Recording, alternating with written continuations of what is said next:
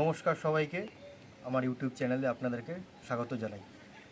Last ফেব্রুয়ারি মাসে আপনারা আমার যে বোগনভেলিয়া গাছগুলো দেখেছিলেন সেইটার এখন রিপোর্টিংয়ের সময় চলে এসছে, কারণ প্রতিটা গাছের এখন শিকড়গুলো বাইরের দিকে চলে আসছে। এই গাছগুলোর এখন রিপোর্টিংয়ের দরকার।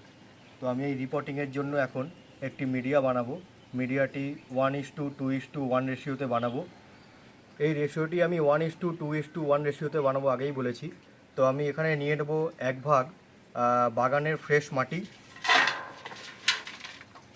2 ভাগ ভার্মি কম্পোস্ট। এই ভার্মি কম্পোস্টের জায়গায় আপনারা পাতা পচা সার বা পুরনো যেটা গোবর সার আছে সেটা ইউজ করতে পারেন। আমি এখানে নিয়ে নেব 2 ভাগ ভার্মি কম্পোস্ট।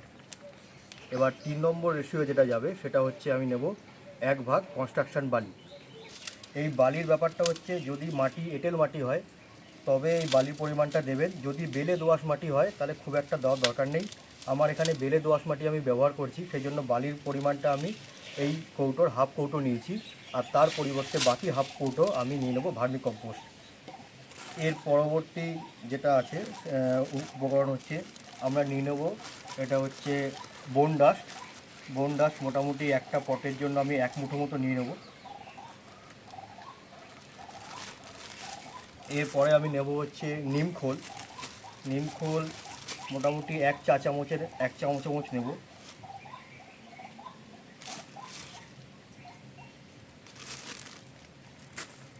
এর পরের উপকরণ হচ্ছে শিংকুচি। শিংকুচিও মোটামুটি আমি নেব এই আমার 1 মুঠো মতো।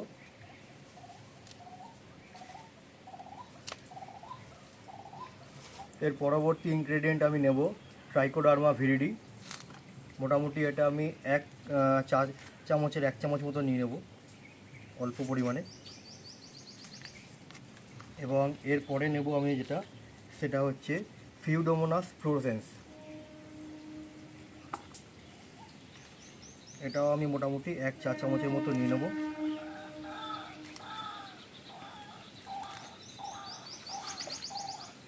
নেক্সট যে ইনগ্রিডিয়েন্ট আছে সেটা হচ্ছে মাইক্রোরাইজা।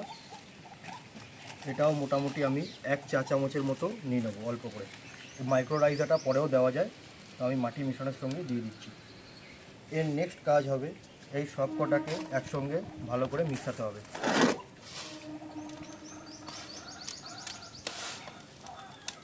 দেখতে হবে যে আমরা মিডিয়াটি বানাবো সেই মিডিয়াটি যেন একটা পোরাস মানে ঝুরঝুরে টাইপের একটা মিডিয়া হয়, যাতে বর্ষাকালে মাটিতে জল না দাঁড়ায় এবং যখন আমরা জল দেবো জলটা যেন সুন্দরভাবে পাস হয়ে যায়। আমার মিডিয়া রেডি। এরপরে আমি দেখাবো যে আমি এই গাছগুলোকে কীভাবে রিপটিং করব।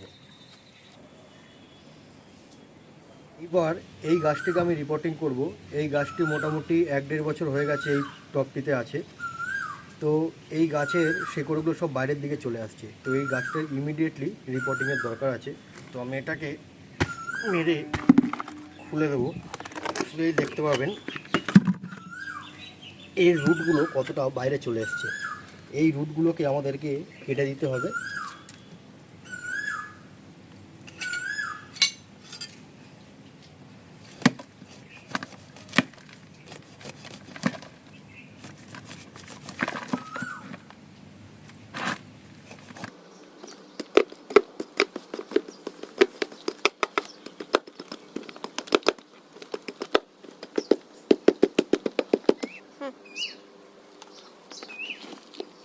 স্টেপ হচ্ছে এই কাটা শেকড়ের অংশগুলোতে হিউমিক অ্যাসিড মিশ্রিত জল স্প্রে করে। হিউমিক অ্যাসিড এই গাছের স্ট্রেসটাকে কম করতে সাহায্য করে।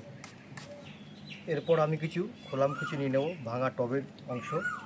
এইগুলো এই ড্রেনেজ হোলগুলোর উপরে চাপা দিয়ে দেবো।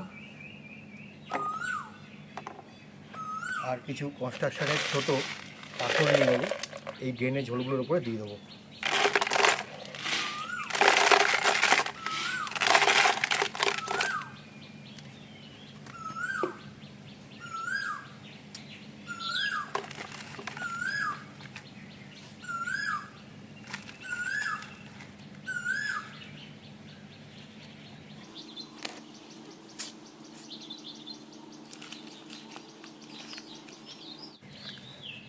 এরকমভাবে চেপে চেপে সাইডগুলোয় ঢুকিয়ে দিতে হবে মাটিটা।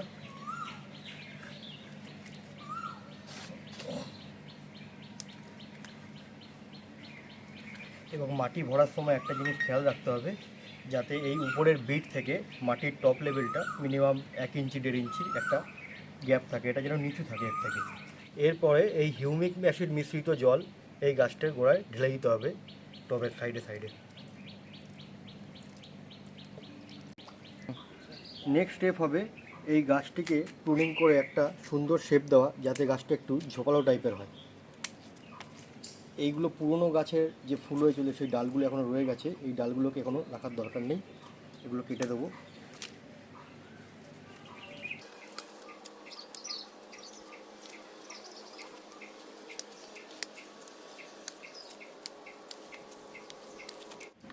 কাটা অংশগুলোতে স্যাফের ফাঙ্গিসাইড লাগিয়ে দিতে হবে।